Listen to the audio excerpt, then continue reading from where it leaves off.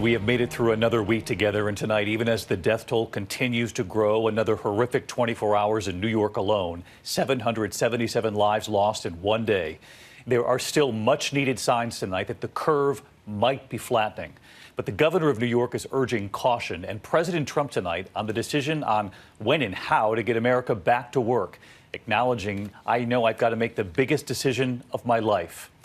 Every night, of course, we bring you the numbers here, and this evening the coronavirus has now taken the lives of more than 18,000 people in this country, more than 2,000 in the past 24 hours. In New York City, the difficult images tonight, the morgues are so full that they have now acknowledged they are burying unclaimed bodies on Hart Island at a much faster pace.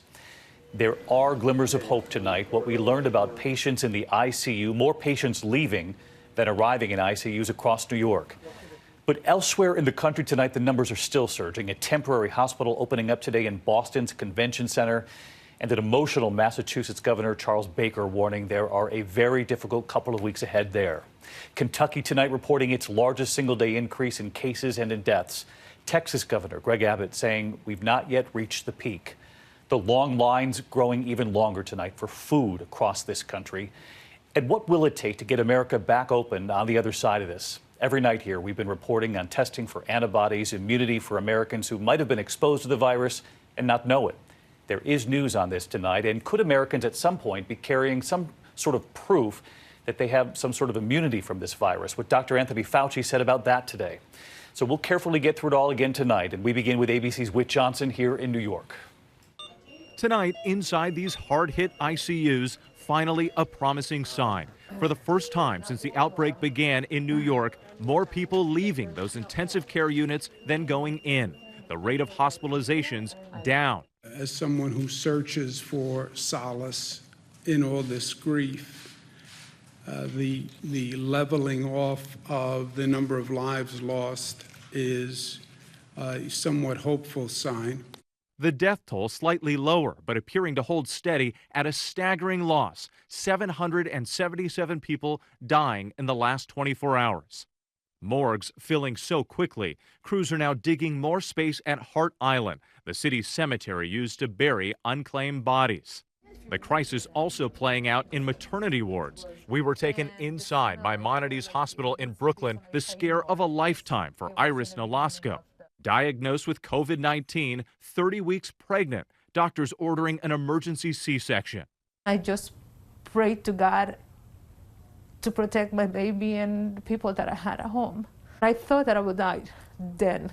Her next memory special but short-lived. The sound of her baby girl crying, but doctors immediately separating the two, taking the newborn away to the NICU to shield her from the virus. The only way I've seen my baby is through a camera, and I was able to open it 24/7 and see how my baby's doing, breathing, smiling sometimes, yawning.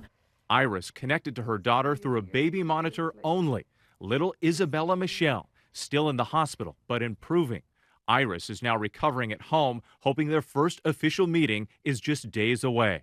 I just hope that I'll be, able to hold her and then just protect her. Once this is over, I just want to spend every second with her and create that bond that we are missing now.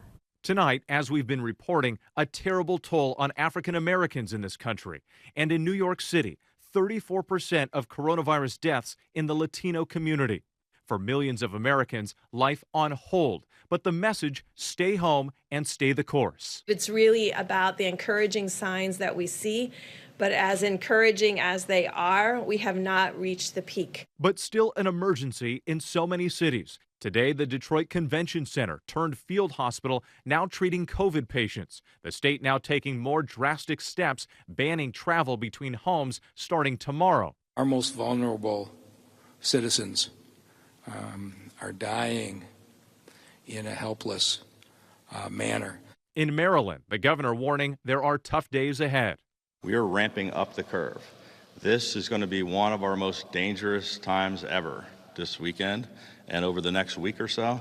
But in Florida, which was slower than other states to order restrictions, the governor considering reopening schools in May and saying this. This particular pandemic is one where I don't think nationwide there's been a single fatality under 25. For whatever reason, it just doesn't seem to threaten, kids. But the CDC saying at least 8 people under 24 have died in the U.S., states reporting 2 infants, 2 teenagers, and young adults among the victims, like 22-year-old Israel Sows, who died a short time after he and his wife welcomed a new baby. Tonight, the White House confirming the president is creating a task force focused on reopening the country, saying he'll announce early next week members of the medical and business communities will help decide how to move forward. And I've got to make the biggest decision of my life. And I've only started thinking about that. I mean, I've made a lot of big decisions over my life. You understand that. This is by far the biggest decision of my life because I have to say, okay, let's go. This is what we're going to do. But on the front lines, the battle continues to save lives. Right here yesterday, we met nurse Mary Kate Finero, working in the same Brooklyn ICU where her father, a physician, was being treated for COVID-19. She was caring for others, not him.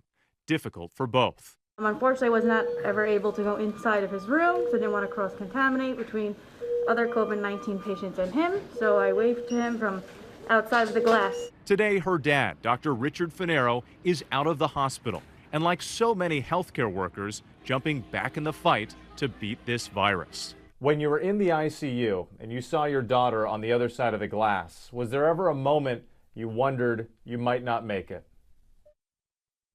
I had many moments like that. In fact, at least 2 days worth. I just could not breathe. Quite frankly, I was frightened. But on top of that, to see my daughter at the same time was very difficult. We are glad to see him back and well, and the fact that father and daughter watched each other through that glass, what a powerful thing. I do want to get back to what the president did say late today about what he acknowledged will be his most difficult decision about when and how to reopen this country. And the president was asked about reports of new federal projections looking at what would happen if stay-at-home orders were lifted after these 30 days. David, those projections by federal agencies reported by the New York Times show there would be a dramatic spike in infections if those orders were lifted. President Trump saying he hadn't seen them, but he would listen to his medical experts and in the end make his own decision. David. All right, Whit Johnson leading us off on a Friday night. Whit, thank you. Hi, everyone. George Stephanopoulos here. Thanks for checking out the ABC News YouTube channel. If you'd like to get more videos, show highlights, and watch live event coverage, click on the right over here to subscribe to our channel. And don't forget to download the ABC News app for breaking news alerts. Thanks for watching.